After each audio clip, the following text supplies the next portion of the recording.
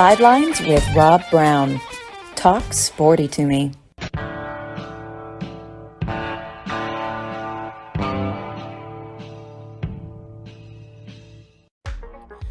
All right, Mitch and Brendan, let's get it over with. SEC 6 out of 8 done.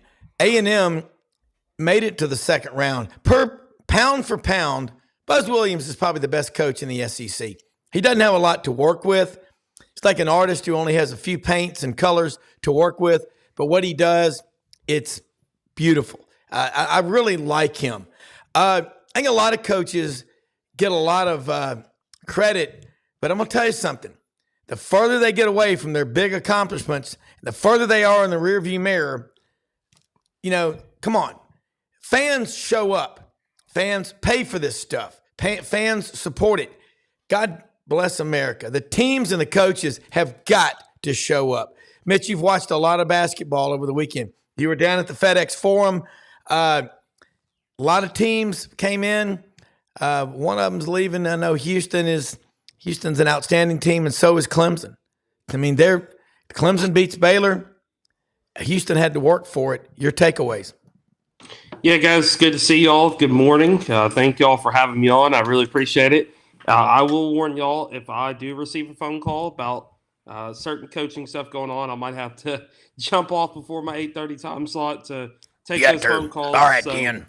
It's one of those mornings. I'm fully expecting some news out of Kentucky, out of Arkansas today, out of Vanderbilt today. So should be a busy day. Of course, we got the women's tournament going on. I did get to go up to the FedEx Forum and watch a lot of basketball. And really, truthfully, Rob, you were talking about Buzz Williams. I've spent a lot of time with Texas A&M over the last 2 weeks at the SEC tournament in Nashville, and then, of course, in Memphis as well at practices and, various media stuff. And I have noticed the culture that he has built at Texas A&M is not built on winning. It's not built on losing. It's not any of that. It's built on having faith in each other and having that faith to move mountains. Buzz is a very, very good man of faith, and he's a good guy.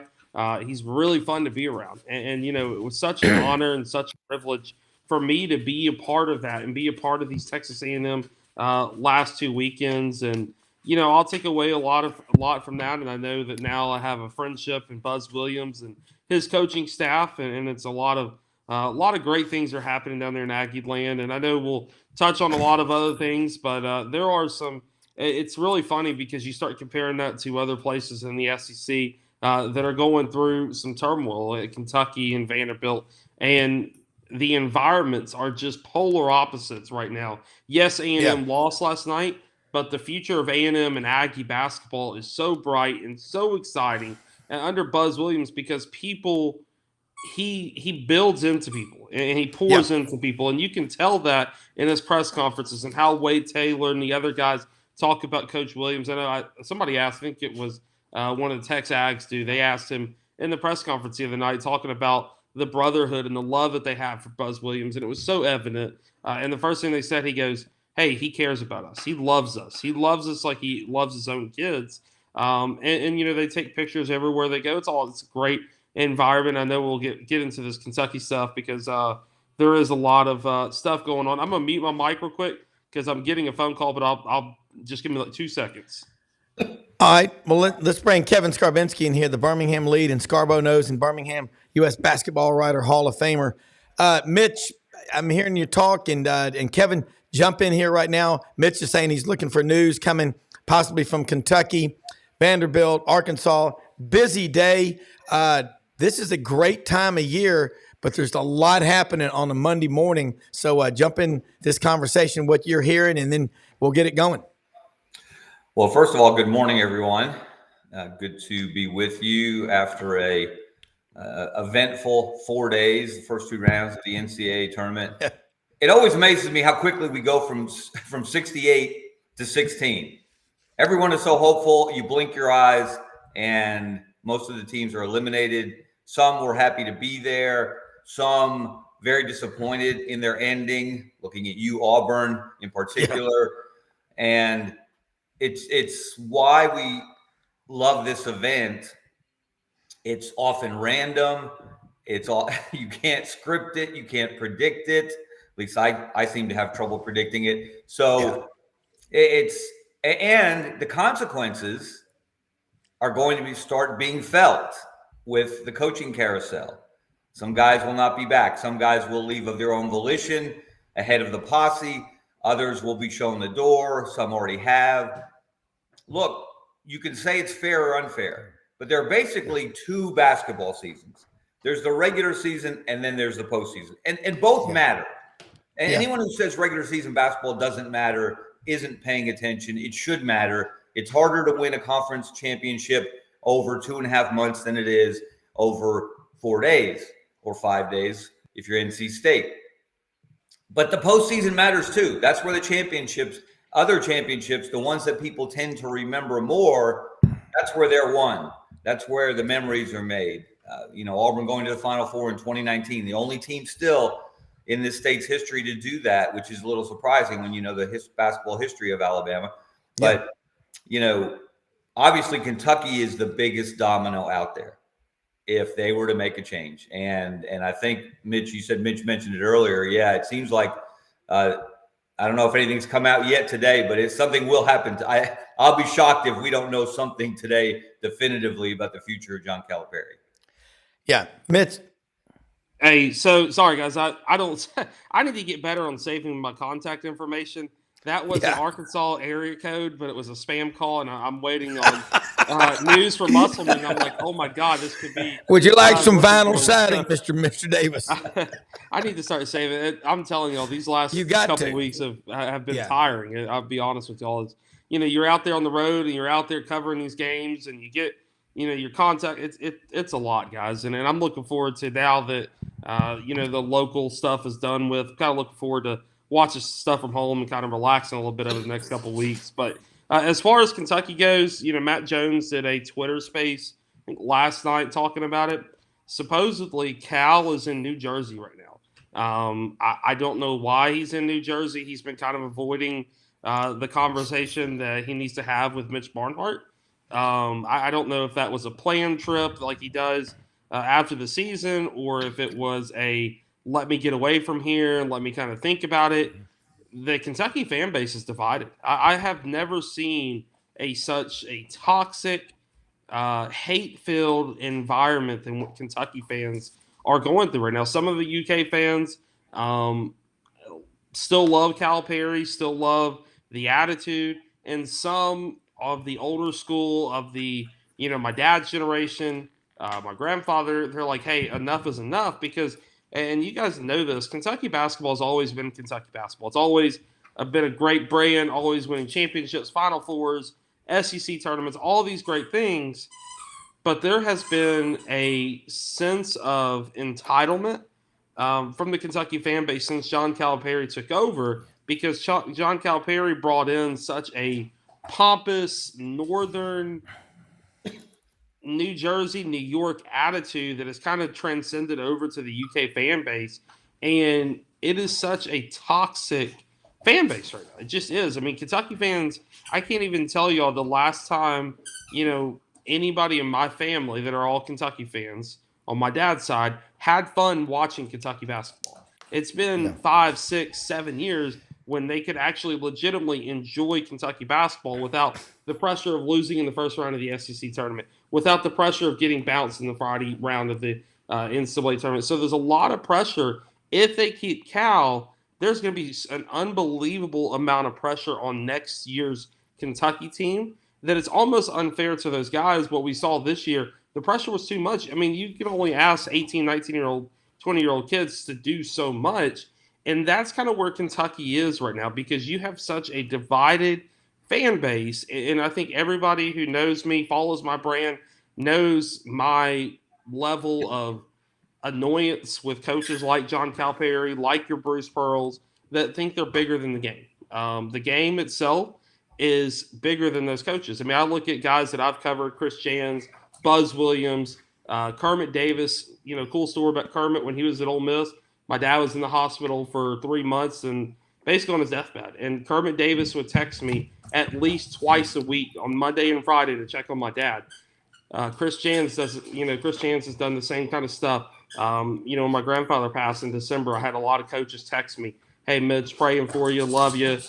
Take your time. Don't come back to our team until you're ready." So I hear that from certain coaches, and then I go into press conferences with John Calipari and Bruce Pearls of the world, and they don't even take questions from guys like me because we're not going to be the ones that kind of kiss their butt and tell them that they're the greatest thing in the world. We hold their feet to the fire because as journalists, that's what we're supposed to do, and that's kind of where Kentucky's fan base is right now. I was on a Twitter space last night with my guy Dylan Ballard from Sea of Blue talking about the situation, talking about what's going on. And a lot of Kentucky fans hated what I had to say. I said, look, Kentucky needs a coach in there that is going to come in there. Yes, Kentucky basketball is one of the premier programs, but need to realize that – sorry about that, guys. But need to realize that that's Kentucky fans. That's Calipari. That's my dog. Calipari. Here. So – They need to, the next Kentucky coach needs to realize that come in there, coach basketball, and kind of be like a Tubby Smith of that program and kind of weather the storm a little bit because this fan base has gotten to a point where, it is dividing families. It is dividing friends. It is such a toxic, unenjoyable experience right now to be a Kentucky fan. Well, Mitch, I think Kevin would agree. Spend a little time in Alabama with Auburn and Alabama fans.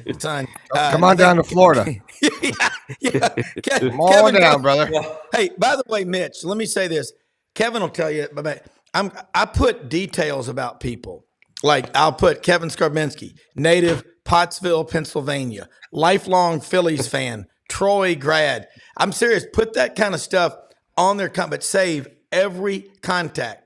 I mean, it's just good to know that. But Kevin, jump into this conversation, along with what Mitch is saying. Yeah. First of all, Mitch, on that arrogant Northerner, New York, New Jersey remark, I resemble that remark, having grown up in Pennsylvania, graduated from high school there. But I hear what you're saying. Hey, I'll put some numbers behind what Mitch just said, because this is the kind of thing I do in my spare time. You could divide John Calipari's tenure at Kentucky into the years up to 2015, when he had the undefeated team. Everyone expected him to win the national championship, which would have been his second in 4 years.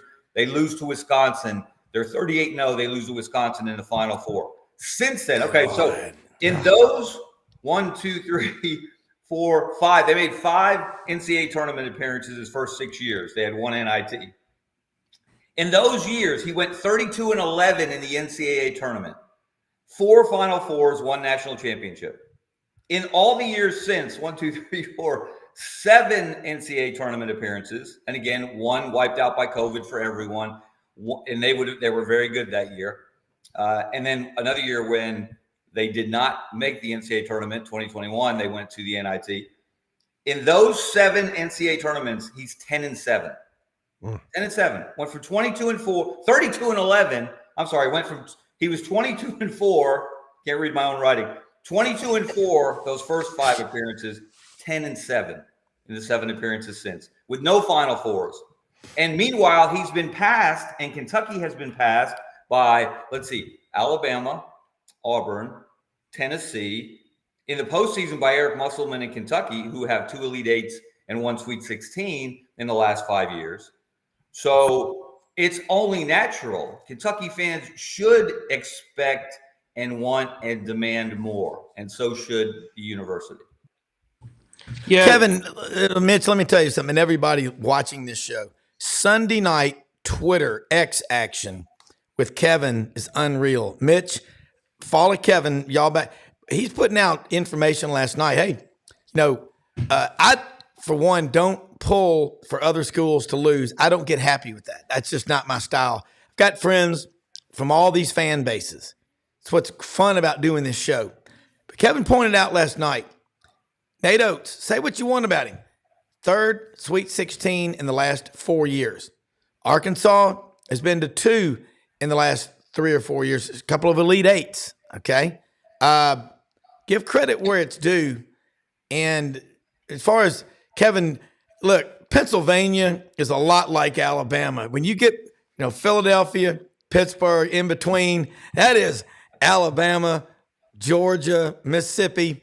And then you came to high school in Troy, down in the Wiregrass. So I think of a Yankee, I think of someone from, New York, say more up in that area. But Kevin spent more of his adult life in the South than he did. Kevin's one of us. Kevin, you're one of us. Kevin's one of us. But even if he wasn't, we still love him because you know why? He's almost a daily celebrant at Mass. That's what I love about him. But Kevin, jump back in here, Mitch. And you know the difference, Kevin, between you and Coach Cal and Coach Rick Pitino and them? You're not wearing 4 or 5 piece suits and Armanis and Versace's of the world. I'm lucky I can pronounce Armani and Versace. I certainly can't afford that kind of flag. But it's just crazy because that stuff works in the Big East. That stuff might work in the ACC. But Kentucky, man, they're an agriculture state. They are a blue collar, bring your lunch pail to work type of state, just like the rest of the SEC is, except Mizzou. Mizzou's a weird place. But that's what Kentucky needs. They need somebody to come in there, bring that lunch pail to work, and play blue-collar basketball. Get back to the basics. Get back to playing defense. Getting back to playing physical basketball. Because what I watched from Kentucky, I think it was on Thursday night. My days are starting to run together now, guys. But on Thursday night, that Kentucky game, Kentucky was scared. They were timid. They had all the weight on the world on them. When I watched Alabama last night, Alabama, man, and A&M as well. A&M should have won that game had they hit free throws. But those two teams, they came in there, played physical, they played their brand of basketball, and had opportunities to win. Kentucky, this is such a weird place to be because I've seen also some names tossed around if they do get rid of John Calipari, Jay Wright, Billy Donovan, Brad Stevens. Those guys are great names. One, Jay Wright's not leaving TV. He's got it made. Why would he come back to college to coach and NIL and all this crap? Why would he do that? And then you got Billy Donovan and Brad Stevens. Brad Stevens is sitting in a front office in Boston, Massachusetts, making an ungodly amount of money, not having to recruit, not having really to do much other than just watch basketball and, draft a player here, Jason Tatum here and there. That's what Brad Stevens. I don't know about Billy Donovan. I don't know if Billy Donovan would come back. But like I said, Kentucky needs somebody. I got blasted on a Twitter space last night for saying this, but they need a Chris Jans, Buzz Williams, somebody like that to come in there, kind of get a new identity for this fan base and get a new identity for this program. Because that to me, when I think of Kentucky basketball and I think of growing up with my dad and going to the SEC tournaments and watching Tubby Smith and hearing the stories about Joby Hall and Coach Rupp, when I think of Kentucky basketball, I think of that blue-collar mentality. I think of, making it fun for everybody. And it's just so – it's crazy to me to see this divide. Kentucky basketball is not having all these rappers come in and, be the faces of Big Blue Madness. It's not having, Barack Obama wear a UK basketball jersey, here. It's not that. Kentucky basketball is about playing for the Commonwealth of Kentucky. And that I think that has been lost right now in the shuffle with the situation with Coach Cal. Great point. Kevin, weren't you the one, I always give credit where it's due. Isn't that what sick means in parentheses when you write nowadays? But Kevin, you pointed it out last week. Since 1998, UConn has won 5 national championships. I think Duke's won 3 since then. Kansas has won a couple. North Carolina's won a couple. Kentucky has won 1 since then. I mean, UConn owns college basketball. They are the power in college basketball. And I think credit needs to be given where it's due. Kevin, I mean, nothing against, I want the SEC, but by the way, Kentucky's a liquor state too, by the way, the Bourbon Trail. So anyway. Well, and that's, Danny Hurley is a perfect example of a blue-collar guy. Nate Oates is a blue-collar guy. I mean, that's his slogan, blue-collar basketball. They give out a hard hat at the end of every game to the player who accumulates, and they stat this, they chart this, the hustle stats, taking charges, getting deflections, things like that. And those numbers had to be high last night because that was not a pretty basketball game in the least. But if you think Alabama's only about making threes, playing fast, then you've not been paying attention because they won that game last night as much on will as they did skill. And it was interesting, it seemed like the entire Grand Canyon student section, student population was in the arena in Spokane. Yes. And I don't know if you guys noticed it. They must have I said this on Twitter. They must have mic'd up a preteen daughter of one of the coaches or sister of one of the players, because every time something went well for Grand Canyon, you heard this piercing scream like you might hear at a Taylor Swift concert.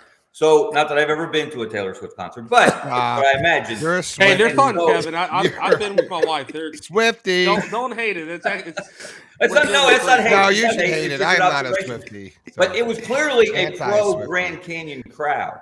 Yes. And of course, and then the neutrals always want the underdog to win. Yes. So Alabama falls down by 3 with 6 minutes left. They're in terrible foul trouble. They've lost, one of their emotional leaders in Latrell Wrightsell, and prayers for that young man. Another head injury last night. That's what kept him out late in the regular season. We hope he's okay. First of all, just physically, forget about whether he can play Thursday or not, but obviously he's a key part of that team. So a lot of things had gone wrong for Alabama at that point. Grand Canyon's on a run. The crowd is into it. And that's when Mark Sears steps up like an All-American should. And that's when Mohamed Diabate, a true freshman who'd gotten very little run throughout the entire season, just came into his own. He had all 9 of his points in the last 5.5 minutes when Alabama just took control of that game when everything was going against them. That was a big win. I know you're supposed to be the 12 seed if you're a 4 seed, as Alabama was, but that was a very difficult game. And they showed me a lot by the way that they came back at the end and really pulled away. So that's a blue collar team. And that's the kind of guys, Danny Hurley and UConn. Hey, Auburn, you would never say you would rather lose in the first round. Okay. Yeah. But I'm not sure Auburn wanted to see UConn in the Sweet 16 because that's who they would have played had Auburn advanced. And my goodness, UConn is doing things that might be classified as felonies to everybody they faced so far. Let me throw something that's a great take. Auburn, if Chad Baker Mazzara, and we all have things that happen to us where we're mad enough to push somebody or to do something stupid. I love that kid. But the way they officiate, and Kevin, you know this, and Mitch, you know it, and so do you, Brendan. They officiate differently in these tournament games. And going 2,500 miles, I said this, I'm mad at Hugh Freeze for still whining about having to go play at Cal instead of saying, what an opportunity to take the brand across the country. And hell yeah, I don't care. Coach Dye used to say, I don't give a damn if you got to play in the parking lot. We're going to be ready. That's the mentality that you got to have. I wake up Monday morning's my favorite day of the week, especially when I got Mitch and Kevin on here, Tommy Kane, Wolfpack. Boy, that's going to be fun. By the way, I'm driving in my truck yesterday morning out doing some run stuff, and I'm listening to Survive in Advance on ESPN on satellite radio. Jim Valvano, na na na na na na na. Oh my God, that you got to listen to it. It's just, I love this time of year. But Chad Baker Mazzara, what do you say? You got to. It's like in football, the last one to push gets the penalty. Without him, Auburn's a different team. But still, with all that being said, you got to hit your free throws. You missed 5 of the last 7. Kevin, you get 6 turnovers in the last few minutes. Still could have won that game. Kind of your takeaway from that game, and what is Auburn? Everybody other than the Berminator, Leor Berman from Mountain Brook, who's going to be, I believe, a future coach. I love that kid. It's one of Bucky McMillan's kids. And the other one that I'm a big fan of, that I think is fantastic, Jalen Williams. He's done. The winningest player in Auburn history. But your takeaway from that Auburn-Yale game? Well, obviously wildly disappointing. For that performance almost from start to finish, although they did start strong. And look, we all know that CBM, as they call him, who went ICBM in that moment, which cost his team dearly. And you can argue whether it should have been a flagrant 1 or a flagrant 2, but there was no question it was intentional. It was unnecessary. And it did cost his team. Now, he's a valuable piece for Auburn, no doubt. He is not an All-American. He is not scoring 20 points a game. He is not the go-to guy every time when the chips are down, like, say, Mark Sears at Alabama. So for a team that we have all touted as maybe the deepest team in the country, because they've gotten contributions up and down the roster, 1 through 10, 1 through 11, when Leor Berman was healthy, to say, as Bruce Pearl did afterwards, that's so disrupted that, and that's the word he used, disrupted. It did disrupt them, but come on. Yeah. You've got to be able to overcome that. You're playing Yale. You do. All right. And look, yes. And Yale's guard, I can't pronounce his last name, had a career game. He's making that step back, fall away, baseline jumper over 6'11" Dylan Cardwell was a thing of beauty late in the game. Kevin, real quick, let me say something. Mitch, you got to go. Let people know. Look, love having you on here. Let them know how they can follow you. You do some great work. And then, Kevin, I apologize. I want you to continue. Yeah, guys, Mitch Davis _8 on Twitter, MitchDavisShow.com, and the podcast is on Apple and SoundCloud and all that. Rob, next time I come back on here, I do want to talk to you about my vision for the NCAA tournament. I know Craig Sankey wants to wrongfully expand it, but I have reasons to or ways that we can fix it, making this tournament go back to more geographical, making it make sense where the Midwest teams play in the Midwest, South, etc. So we'll talk about that. I have a really cool breakdown. I don't know who I texted it to, but I can go back and look at my notes and actually broke down, even go as far as breaking down mid-major conferences that would feed into the South Regional or feed into the Midwest Regional, where winning the Midwest or winning the South Regional, winning the West Regional would actually mean something, because that means you would be the best team in the South. Obviously, you would have weird situations where a team would have to go play somewhere else, but we'll talk about that next time I'm on. I spent a lot of time on Saturday while I was kind of watching basketball, kind of typing out some notes. I was going, okay, I love Craig Sankey as a person, but I strongly disagree with a lot of things he's done the last 2 years with college athletics, not just basketball, but football as well, with expansion. And I just don't like what he's doing right now, but that's okay. Yeah. So, but guys, I really do appreciate y'all having me on. Kevin, good to see you. Brendan, Rob, I will holler at y'all, I guess, next week. So I appreciate y'all having me on. Love it. Have a great day, Super Banker. We'll talk to you. Thanks, guys. Kevin, you were making great points. Pick up. Okay. So, and I like Mitch's thought about Greg Sankey. Someone really needs to have a heart-to-heart with Greg on that, specifically on the subject of the NCAA tournament. All right, back to Auburn. You are a deep team. You have won 27 games. You just won the SEC tournament, and no, you did not play Tennessee or Alabama or Kentucky, but you ran through 3 teams that made the NCAA tournament pretty convincingly. So you should be going in on a high. And it really kind of started, and you mentioned it, Rob, it kind of started on the wrong foot with Bruce Pearl and Stephen Pearl talking about going to Spokane. Now, that's one thing for fans or for me as a writer to say, man, I can't believe they sent not just Auburn, they sent all 4 teams from Alabama that made the tournament. They sent UAB, Alabama, and Auburn all to Spokane, and they sent Sanford to Salt Lake City. Yeah. Which, again, is a hardship for the fans. And it's okay to mention that, but they seem to harp on that a little too much. They seem to be a little too emotional, and they emphasize that far too much, I thought, early. But still, you got to play. Wherever you play, you got to play. That's right. No, Mr. Wolf? No, go.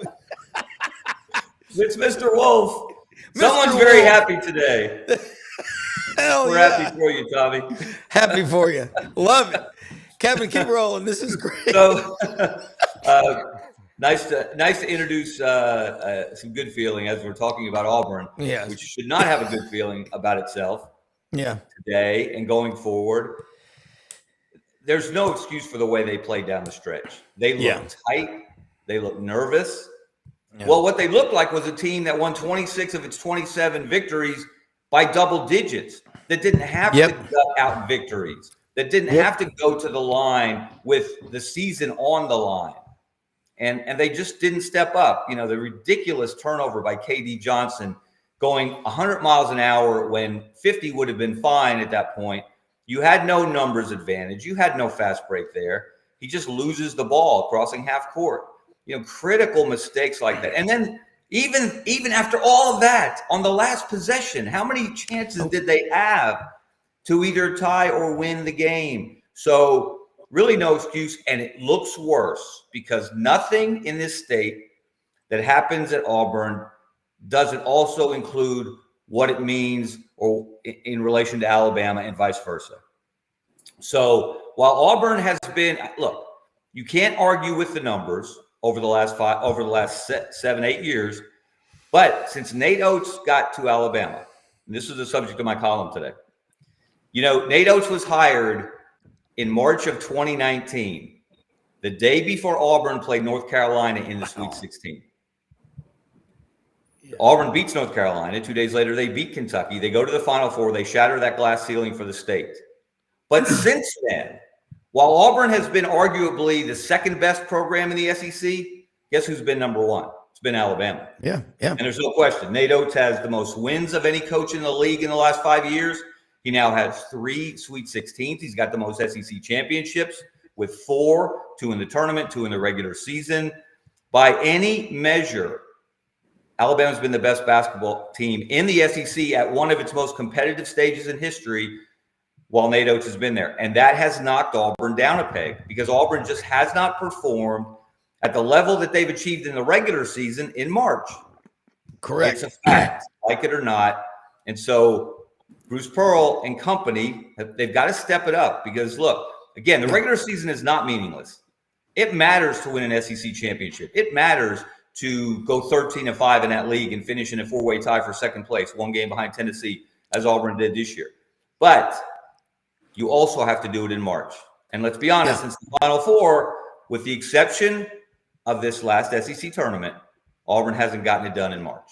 Yeah, and I agree with you totally. You got to tell it like it is. And coaches, quit your God bless America. Quit whining about where you got to play the damn games. Fans can do it all day long. Coaches, you sit there and you go, look, I'm just glad we're in this tournament. We're ready to go. We'll play on the moon if we have to. All right. I watched and listened to Survive in Advance. Driving around yesterday morning, had to run some errands, went for a 6.5-mile run. I'm driving back and I'm listening to that thing going, man, after a run and all those endorphins clicking, and then you hear that, holy shnikes. Tommy, you win 5 straight. This guy Burns, by the way, Kevin, is an icon. He's a cult figure, man. Where's he from? What do you know about him? But y'all are in the Sweet 16, and ACC has 4 of the 16 teams. So the ACC's going away, huh? Not likely. It ain't happening. Go ahead. Yeah, what a great run for the ACC.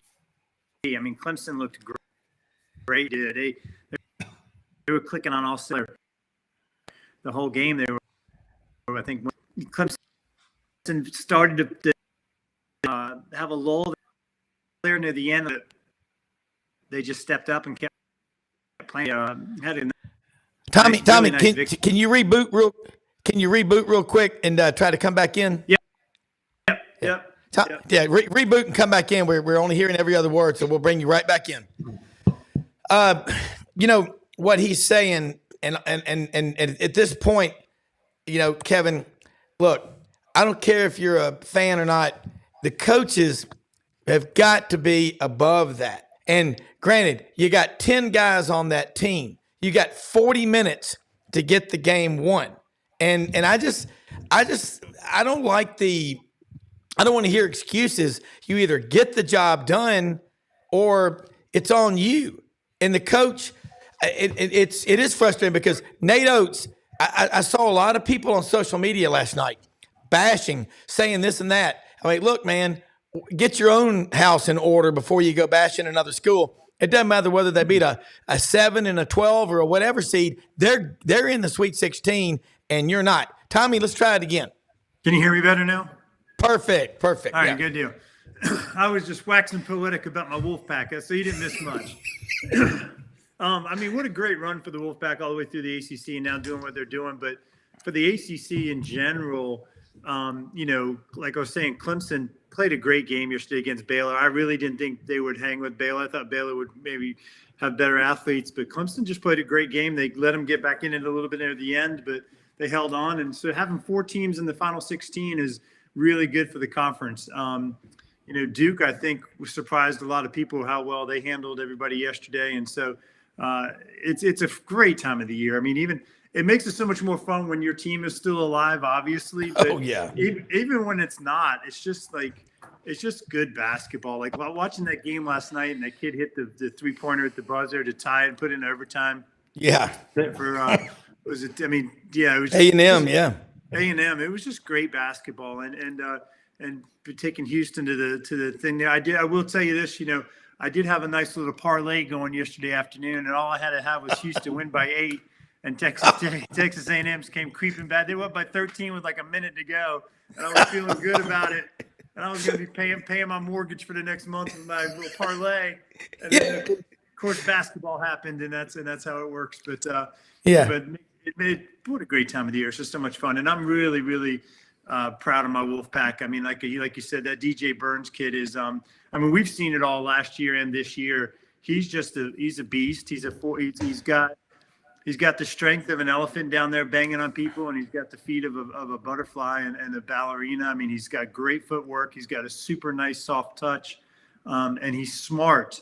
He's got a great basketball IQ, which I don't think people give him enough credit for. But he reads the double teams well. He gets rid of the ball. He's a great passer out of the post. He sees the court really well.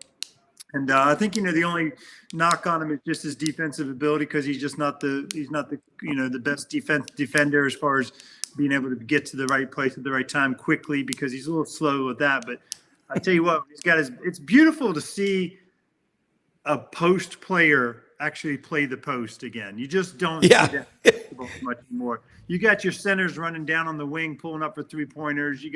Look at the NBA. That's all. When's the last time you saw a post player dominating the NBA? It just doesn't happen anymore. They're all just shooting threes and running up and down the court like gazelles. But it's fun to watch him bang in the post. It really is. It is. Look, I like this comment by Shoney down at Valdosta, Georgia. Best Clemson showing since Stan Rome and Tree Rollins. Franz Beard. It's the Hurry Up, No Huddle edition of Sidelines Monday morning show. So Franz and I talked yesterday when I was out hiking. Unbelievable conversation. Sundays with Franz. I mean, it's unbelievable talking about basketball. But, God, I love this stuff. Franz, jump into this melee. I love it. Well, Tate Flock got Stan Rome, Tree Rollins, and the best – one of the 3 best college guards I've ever seen as a freshman, a kid named Skipper Wise, was on that team.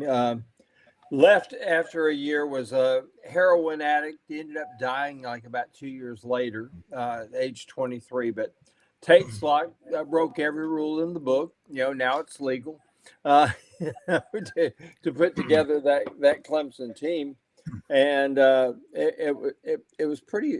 What an amazing ball club they had, and if Tate's had been able to stay within the rules, because the NCAA was kind of on the warpath in those days, Clemson basketball might have been really successful for decades to come. But that we're talking 1973, and I'm old and you guys aren't, so I remember. I saw them play. Well, I love, Franz, what you're saying, Kevin. On top of let's keep. I love this rapid round fire thing, but what he's just saying, the history, the traditions, the heroes. I don't mind. Look, I have my school where I'm a graduate, but I get excited watching other fans be excited. And when you do a show, and we all know people, fans of other schools, you kind of. I hate to say it, you can live vicariously through them and still love your own school. You're not being disloyal, are you? No, not at all. And I'll tell you what, it was fun last night watching the Aggies in Houston, watching Jim Nance. He's not calling the ball games anymore, but he's there in his Houston sweatshirt, and he's literally living and dying with every turn of events. And I got to tell you something else. Buzz Williams can coach. Yes. Maybe just as far, when it comes to just being able to coach a team and get his talent. Now, he may not be able to recruit the kind of guys that, he can't recruit with Nate Oates. I mean, I don't know what's going on at Alabama, but they got great kids coming to Alabama and playing basketball. And that's never happened before, but, stuff happens. But Buzz doesn't have the talent, but gosh, whatever talent you got, he will squeeze it all out of you. And what a finish. And there's Anderson Garcia, who I remember at Hamilton Heights Christian Academy out of Chattanooga, literally begging people to please come see him play. I mean, the kid was, he was, he's just about one of these gifted rebounders. And I remember him saying, please put my name out there. Nobody's recruiting me. He ended up being an afterthought at Mississippi State, left Mississippi State, and Buzz took a chance on him. And look what happened. Last night, he became an Aggie hero forever. Yeah, and Kevin, along these lines, there's just a lot of guys right now that, what do we talk about on this show? In the tournament, you play a lot of teams that have been together 3 or 4 years. Calipari said it, he admitted it. He said, maybe the model is broken. We're playing against a bunch of 23, 24-year-olds. Our average kid's about 19. Expand on that. I like that. Well, that's a choice. That's a choice. Exactly. That's his choice. And it didn't just start this year. The value of experience, the value of guys who have played against top-notch competition. And that's why we're learning about, that's the great thing about, one of the great things about the tournament is we learn about guys that we don't know from, like Mr. Golke, the future tax attorney from Oakland, who sets who comes up one short of the NCAA record with 10 threes in the first round to beat Kentucky, and then hits 5 more in the second round. So he set a record for 2 rounds. I never heard of that guy, but he can play. There are a lot of guys that can play. Look at Alabama's roster. Mark Sears was not thought of as a top flight recruit coming out of Muscle Shoals, Alabama. God. So he goes to Ohio University for a couple of years. He proves himself. He comes back to Alabama, and all he's done now, he has scored more points this season than all but one player in Alabama history, and he's closing in on Reggie Mule King, who has the record. I mean, that's amazing. Aaron Estrada is a transfer from a lower level school. You can go down the roster. Those guys, they play fearless. They love their opportunity to play against and with the best competition in the country. And they're showing what they can do. And I got to say, Franz, though, don't ever around Wimp Sanderson say, this has never happened. Gathering this kind of talent has never happened at Alabama before, because he will hit you with T.R. Dunn and Leon Douglas. And I was there. I remember. We can even come more recently. Hollywood Robinson, Latrell Sprewell, Robert Ory, et cetera, Colin Sexton. They've had great players there through the years. But Nate Oates is recruiting at a level beyond anything Alabama's even done, and that's pretty impressive because Alabama has brought in a lot of great players. They have. I remember I saw Teddy Roosevelt Dunn play. What absolutely wonderful kid. I mean, really, really was. C.M. Newton did something that nobody else ever did in the SEC at the time, and that was he broke the rule that you could not put 5 black kids on the floor at a time. And I'll never forget. I'm at a high school tournament, and I am hearing a coach from an assistant coach from an SEC school talking to an SEC school, another assistant from an SEC school, and another assistant from an ACC school. And they said, you can't win in the SEC with 5 black kids. 3 at the most. Can't do it. Well, CM goes out there and put 5 black kids on the floor at the same time. And I'll never forget, he won a game. I think it was like 48-46 was the final score. I'm trying to remember who they were playing. and people were amazed. They said, well, if you put 5 black kids on the floor at the same time, the score will be 130 to 100. They'll try to score 130 points. They'll never play defense. CM put them out there, and they played marvelous defense. CM Newton is probably, when it comes to basketball in the SEC, probably the most pivotal figure of all time, because we went from Adolph Rupp, who had a Confederate flag hanging on the wall behind his desk, a guy who reluctantly had his first black player, and we go from that to CM Newton, who was a Kentucky guy who played for Adolph Rupp, and coached for Adolph Rupp, who came in there and broke that color. We have basketball in this league now. Now, everybody can talk about Rupp all they want to, but CM Newton is the most pivotal figure in SEC basketball history. I would agree with that. And Tommy, along those lines, I watch ACC Network a lot. And you were with Fox Sports Southeast, I think, for 15 years, ACC Network for 8 years. They're really – you need to – and folks, and I know Kevin probably does, and Franz, you better be paying attention to everybody else. Not just be myopically focused on your league, but damn – 4 teams in the Sweet 16. Clemson gets that win over Baylor, and somebody didn't send the memo to Homer Drew, the father of Bryce, and J.D. Drew. Stay awake at the games. You look like my dad, who's a confessed narcoleptic. But talk about this resurgence of the league and watching Roy Williams in the stands.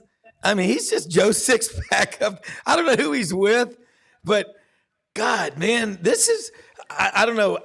Hearing Franz talk and Kevin and you, it's like going to a concert and they bring out the legends. Y'all know so much about basketball. But get Mr. Wolf up there again for us, Tommy. We got to see him. I love it. I love Mr. Wolf. Mr. Wolf, I love it. But yeah. Oh, let's talk about though how important. After what the ACC's been going through with Jim Phillips and all this, this has got to be a rallying point for this league. It's not football, it's basketball, but the whole spotlight of the world right now is on, that league more than anybody else. Well, here's what I'll say too about you guys were talking earlier about just the tournament in general. Look, college sports right now, in my opinion, has a little bit of a black eye, right? There's all the transfer portal, there's the NIL, it's just becoming, I don't know, it's just kind of like you're still following your team, but we've talked about this before, but like you don't really know who the players are when they're coming in and out and going. It's just all up and down. And then college sports, as we all grew up loving it as a true amateur student athlete, is obviously no longer, right? It's just not. But when you have a tournament like this where the whole country gets involved, everybody's pulling for the Cinderella teams. There's great storylines. I mean, it's the best reality TV there is. It's period. I mean, there's just nothing better. It kind of gives you that extra spark of like, okay, college sports is still great, right? I mean, this is a great tournament every year. I mean, it like they always say on the tagline, it always delivers. March Madness always delivers. Something's always going to come up where there's a great storyline, there's a great thing. But when you talk about the schools in the ACC, we talked about this, I think, last week or when I was on with you guys. For those of you that aren't from North Carolina, like myself, you got to understand, NC State, Duke, and Chapel Hill are 15 minutes from each other. Yep. 15 minutes. It's like driving from here to the other side of town, just to go to Walmart. You can drive into Durham, North Carolina, or you can drive into Raleigh, or you can drive into Chapel Hill. Maybe 20, 15 minutes tops, right? That's like, and then you have all 3 of those schools are still in the AC in the Sweet 16 in a geographic little footprint like that. So just imagine what that's like from a rivalry standpoint, from a crap talking standpoint. I would use another word, but we're on radio, and but so it's no different than really having Auburn, Alabama, and let's say like Ole Miss all within 20 minutes of each other, right there in that little area. I mean, that's what you're dealing with. Yeah. So and for the ACC, much like football is a religion in the SEC, and it's live and die, and people live and breathe. That's what basketball is for the ACC, especially in North Carolina. Oh, yeah. Around those schools. And then you throw in Wake Forest, who's a good program. It's right down the street in Winston-Salem. Yep. I mean, there's no other place in the country that's got that kind of talented schools when it comes to basketball within a 15, 20-minute radius of each other. It's just a unique situation. And to have all three of them still dancing, it's just awesome. Tommy, It is. we used to have this thing Yeah. called the Big Four tournament in, That's right. in Wake December. Forest, Duke, Carolina, and NC State. Yeah. And they played at the Greensboro Coliseum, Yeah. sold out. I remember, and this is in 1975 terms. People are selling, or 74 terms. People are scalping tickets for $300 and $400 to get in for a 2-night event just with those four. It is the most unique situation in all of college sports for one particular sport. It's not for football, but for basketball, there's nothing like it. Yeah, when we were in Charlotte last month, and I was texting with my son who lives in Charlotte, he was playing golf in the Highlands Saturday, but he says, man, when you go to these games up there, and I know we're Sidelines, SEC Sports Network, and SECU, but you know what? We all got first cousins and in-laws. That's the ACC and the SEC. We are so interconnected, okay? But God, he said, when you go to these games, his boss, when he was going to games as a Carolina grad, he sent me a picture last year from the Dean Dome down there about 6 rows off the court. The wine and cheese dome? I'm sorry. Yeah, that's right. But I you love think about Carmichael. when we were in college, people wore a coat and tie. At least you had to as a damn pledge. That was miserable in the drunk tank, 150 degrees at Jordan Hare. But, people go to those games up there in the Carolinas. I mean, they wear a sport coat, nice blazer. It's a really classy deal. I think Auburn and NC State are very kindred spirits. Okay. I love Doran, your football coach. I mean, he does not like North Carolina and he doesn't hold back, and neither does Mr. Wolf. But Franz, you're so damn lucky to have seen stuff like that. But when you get into North Carolina and you turn at Hickory to go into Charlotte, of course, Winston-Salem's not far. Greensboro is kind of the Hollywood Bowl of basketball in the ACC, Tommy, isn't it? It really is. It really is. I mean, in fact, I was just in Greensboro Coliseum on this past weekend. I took my young daughter to see the ACC Women's Gymnastics Championships. Yeah. She loves the gymnastics, and so we went up to see that, and it was the first time I'd ever seen a gymnastics event in live personally, and it was pretty cool. And NC State ended up winning the title there, but just a good atmosphere. But Greensboro, I mean, right there is the Hall of Champions. I don't know if you guys have ever been to Greensboro in a while, but they built that onto the side of the Greensboro Coliseum. It's the ACC Hall of Champions, and it's a whole museum of just ACC greatness and stuff like that. And when you walk through the halls of Greensboro Coliseum, they have, inlays in the wall of like trophy cases as you walk around the concourse of the Coliseum, and they'll have like they'll have a whole section of just the 74 game between Maryland. That was considered the greatest college basketball game ever played. I mean, they have a whole section just for that. They have the ACC championship trophies. So Greensboro is the mecca of ACC when it comes to what it used to be, right? It's a little different now when you got schools in there like Syracuse and Notre Dame and Pittsburgh. I mean, they don't have any allegiance to Greensboro, could care less what that means. But for those of us that grew up in the area, Greensboro is the mecca for the ACC basketball. And Kevin, you've been to that hallowed ground. Yeah. College sports lost something when we went with all this expansion. Oh yeah, I got to tell you what, when we had the SEC was better when it was a 10-team league. Yeah, I loved when we had the Southwest Conference. I loved the 8-team ACC. It's all about the money. But the Benjamins. I was in 74 when North Carolina State won it at the Maryland game, 103-100 in overtime. Both teams shoot 60%, and the defense was phenomenal. Yeah. There was not a single walking violation, charging foul, offensive foul, not a single 3-second call. the most perfectly played ball game you could imagine. And then 3 weeks later, North Carolina State plays UCLA in double overtime, coming down from 11 in the first overtime. Well, excuse me, 11 in regulation, 11 in the first overtime, and 7 in the second to win it, and then plays Marquette. Yeah, I mean, Kevin, along the line of what they're saying, this is what fuels this interest. And, you know, you got NC State's going to play Marquette this week. The SEC, is the league getting close to where we're going to have something in Birmingham for that? Because those two guys understand it, and I'm sure you do. You're in the U.S. Basketball Writers Hall of Fame. But it is – when you go into North Carolina during basketball season, college basketball season, and you just go up and down volume 10 on the radio and listen to all these great basketball games, Tobacco Road, it's magical. It's like driving from Huntsville to Orange Beach on a football Saturday in the South in the state of Alabama, isn't it?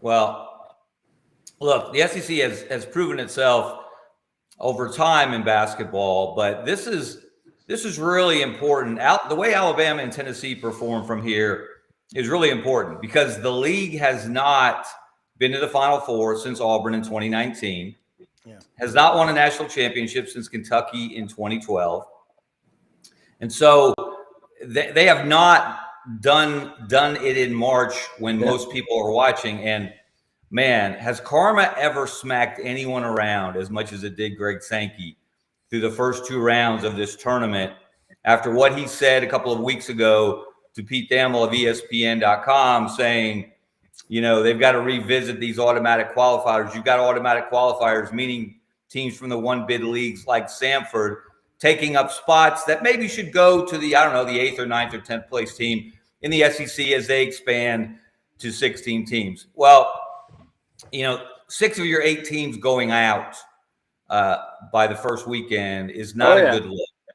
No. And it is important that Alabama and Tennessee perform. They really need to get somebody to the Final Four. They need to get somebody needs to win a national championship sometime soon, or Greg Sankey, the piling on of Greg Sankey will continue.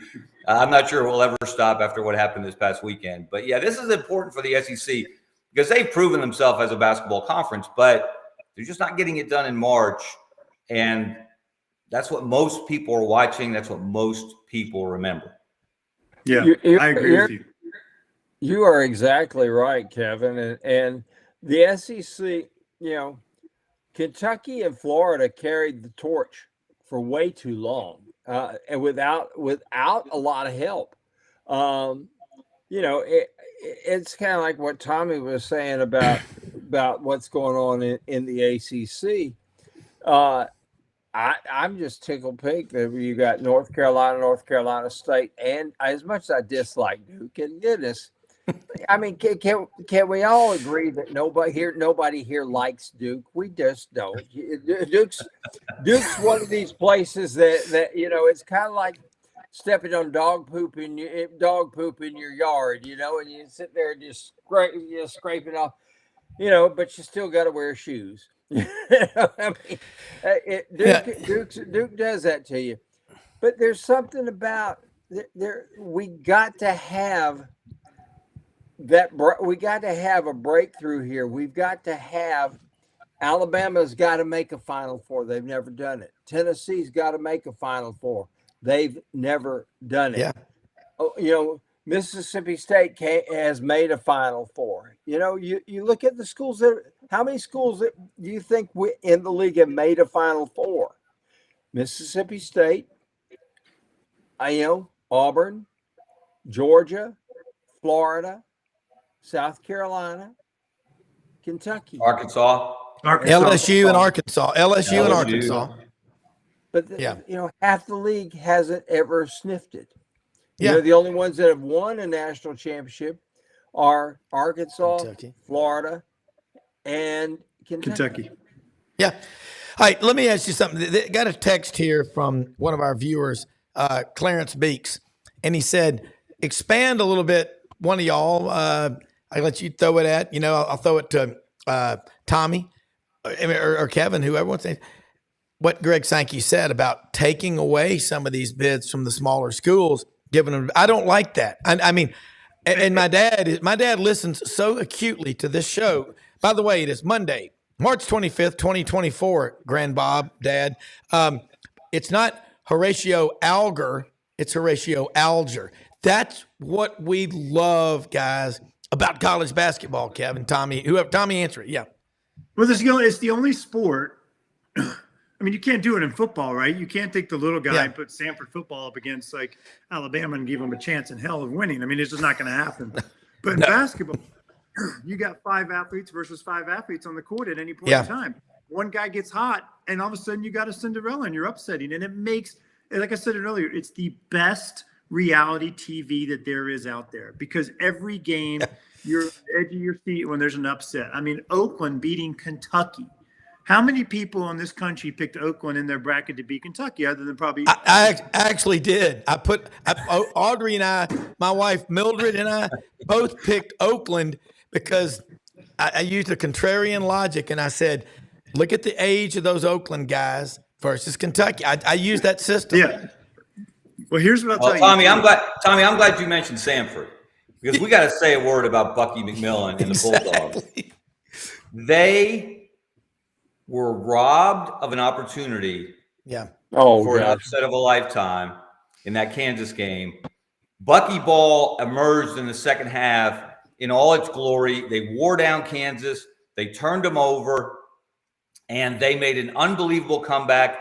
And the play of the tournament, and I will fight anyone who argues otherwise, was A.J. Staten-McCray for Samford chasing down Timberlake for Kansas and coming up with a clean block with 14 seconds left. Samford's down 1 point. Samford gets the rebound. Should have had a 5-on-4 to win the game. And an official anticipates a call, blows his whistle. Everyone saw it. It was not a foul. It was a clean block. And so Samford was robbed of, as I said, they would have had a 5-on-4.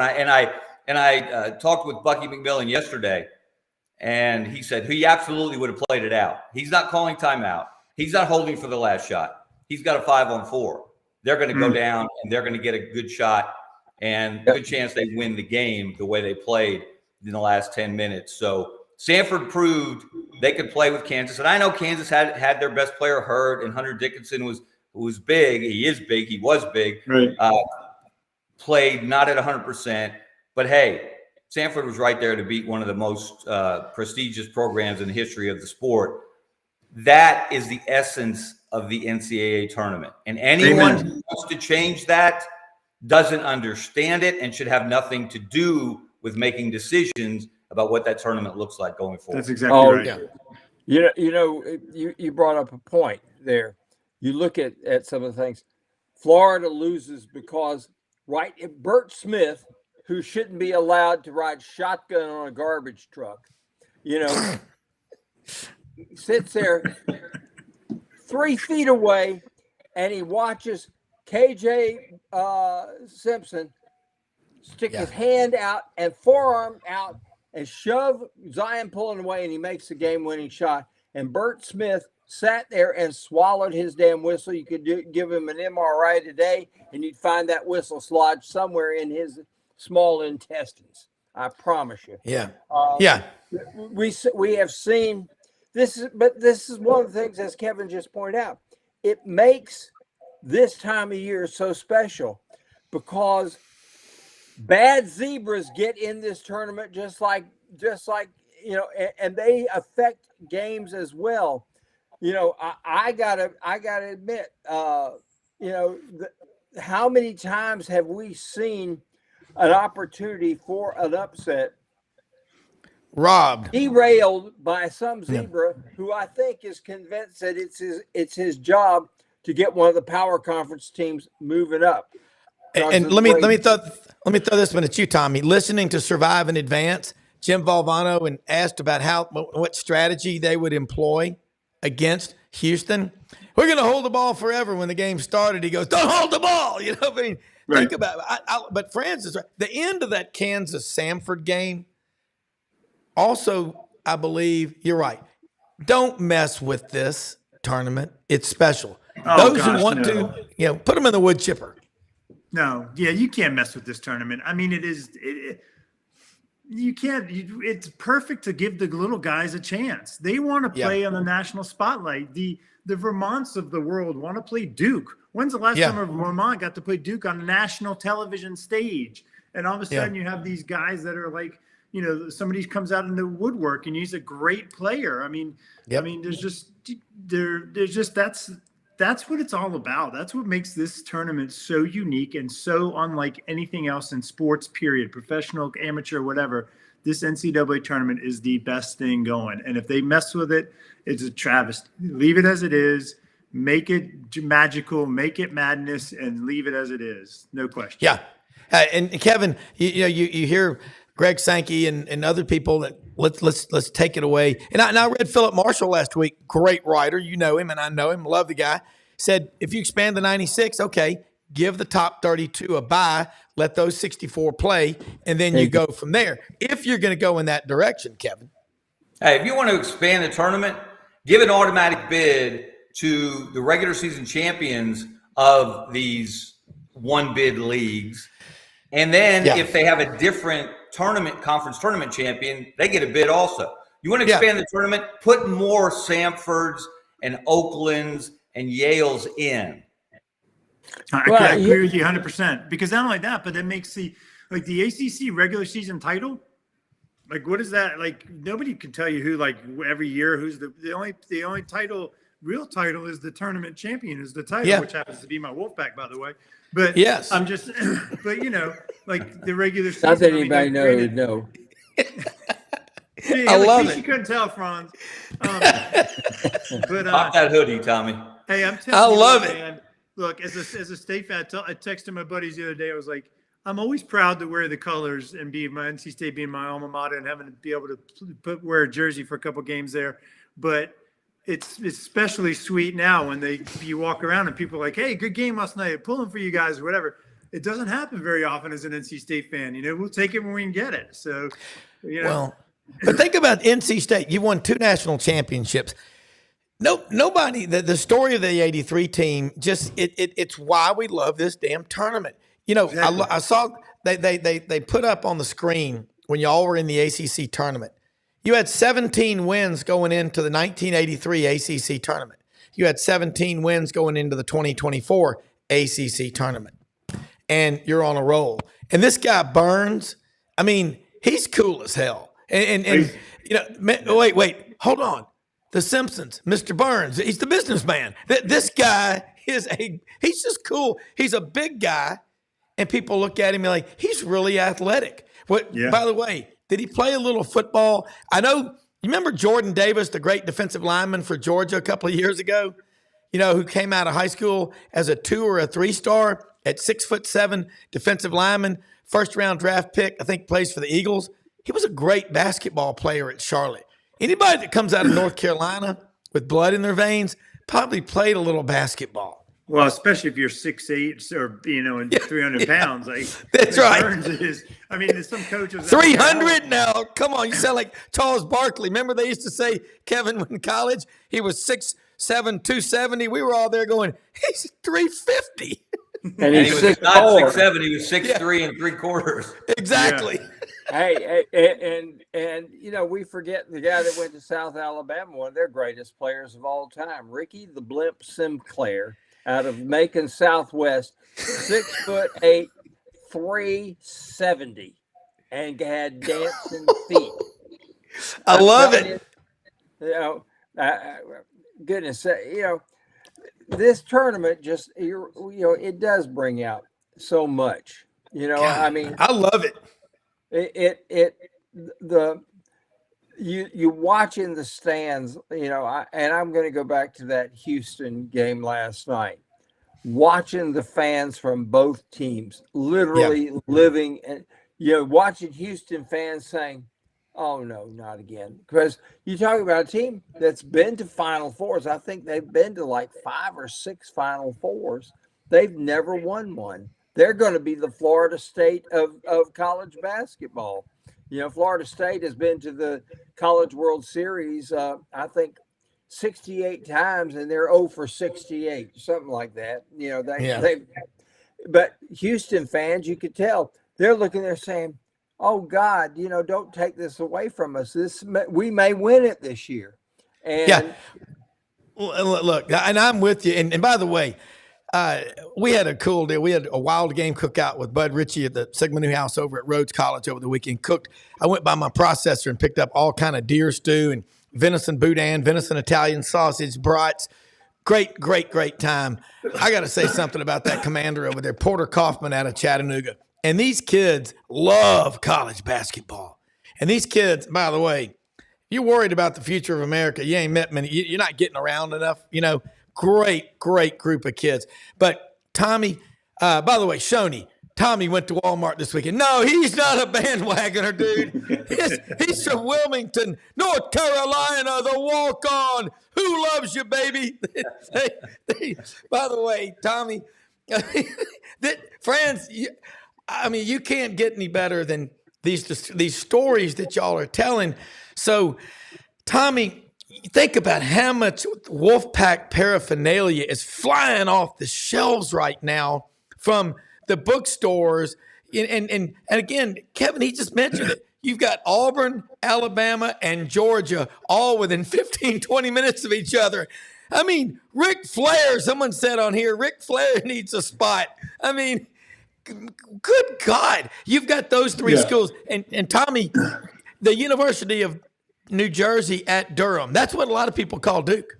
Yeah. I mean, Duke is definitely a transplant school. I mean, all my buddies that when I was growing up in North Carolina and you're applying to school, I don't think anybody from my high school, and not that they couldn't go to Duke, I don't think anybody went to Duke. It was just you go there and I got the chance when I was doing my ACC road trip show to be an actual Cameron Crazy for a day. We camped out overnight. Funny. This is a great story. So we go and we're like, okay, we're going to go literally camp out overnight with the Cameron Crazies. And they were playing Maryland the next day. And Maryland was I think both teams at the time were in the top 5 in the country. And so we were going to camp out overnight with the Cameron Crazies, wake up the next morning, get in line, go through and be in Cameron, 2 hours before the game, get the cheer, list, everything. We were going to do it all. Well, we get there that night, and believe it or not, it's freezing freaking cold. And all of a sudden, it starts dumping snow like it's 7:30, 8 o'clock at night. I mean, dumping snow. So we're hanging out in the tents with the Crazies, and we're playing like Monopoly or doing whatever, having a good time, goofing off on everything's being filmed for the show. And I look at my producer, my camera guy, and I was like, hey, shoot this real quick. He's like, all right. So I climb in the sleeping bag, and I'm like, all right, good night, everybody. We'll see you tomorrow. Cameron Crazies, Duke, Maryland, let's do it. And, and I tell him, say, cut. So we cut. And I look at my producer. I'm like, come on, we're going to the Marriott. Oh! And we jump in the car, go to the Marriott, stay all night because it snowed 4 inches of snow. And there you go. So we go back in the morning. I climb back in the same sleeping bag and pretend like I'm just waking up. And it cut together perfectly as a TV show. But yeah, Duke. I mean, Duke is definitely a transplant school, but their fans are passionate, and you got to love it, especially when it comes to basketball. I mean, there's no other experience like it. If you haven't been there, it really is a kind of just an amazing spectacle is a good way to put it. But it is. But I mean, the ACC is riding high right now. And I'll tell you an interesting fact. I was just thinking about this today. NC State's playing Marquette, who we beat in 74 to win the national championship. The other bracket, if Houston beats Duke, then we play Houston, and who we beat in 83 championship. So the irony of having both those teams in the same bracket and we could play them both if we continue to dance is pretty ironic to me. So there are no conspiracies and there are no coincidences. This is cool. Kevin Scarbinsky, let me say this. Franz Beard, GatorBetMedia.com. Check him out on the Buddy Martin Show Monday through Thursday nights, 9 p.m. Eastern, live on YouTube. It's all over. Kevin, the Birmingham lead, Scarbo knows, Pack Productions. Tommy does a lot of production work, does some acting. Kevin, kind of close us out. Let me say we live in the greatest country in the history of the world, folks. We're blessed beyond belief Thanks to all of our sponsors, our viewers, and everybody. Check them all out on our website with the hyperlinks. We're blessed to have you. But Kevin, check us out of here, and we'll say goodbye and be back tomorrow. But love this energy. Thank y'all for coming on here. We really appreciate it. We'll say goodbye with one last shout out to Samford.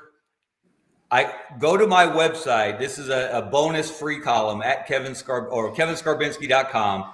I was so moved by the epic nature of that game that I didn't write a column about it. I wrote a song about it.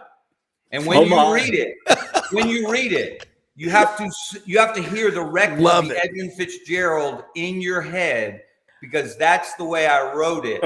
It's called The Wreck of the Bucky McMillan. Check it out, kevinscarbinsky.com. That's what the tournament's about. Kind of like so it isn't like the one that Alex Karras wrote about Iowa. Go Iowa, go. Go Iowa, go.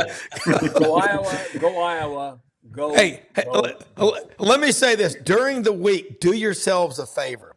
Watch Survive in Advance and listen. I mean, if you don't love Jim Valvano, I question if you love your grandparents and your family in your country, because what he did as an underdog, he said, do 3 things every day of your life: laugh, cry, and think. If you do that and listen to that speech, if you ever get down, you ever have any doubts about this country or the people around you or what you do or how things are going in your life, watch Survive in Advance. Tommy, Franz, Kevin, and Mitch was on here earlier. Brendan Martin, our executive producer. What a blast, man. I mean, they couldn't get Led Zeppelin together for $800 million, but we got this crew together for coffee and Bailey's Irish whiskey in the morning. But Mr. Wolf, I just, the irony, Houston and NC State, a lot of stories to talk about. But anyway, awesome. Let's do it again next Monday, guys. Lots of basketball left. We'll see you then. Thank you. We're out of here, everybody. Take care.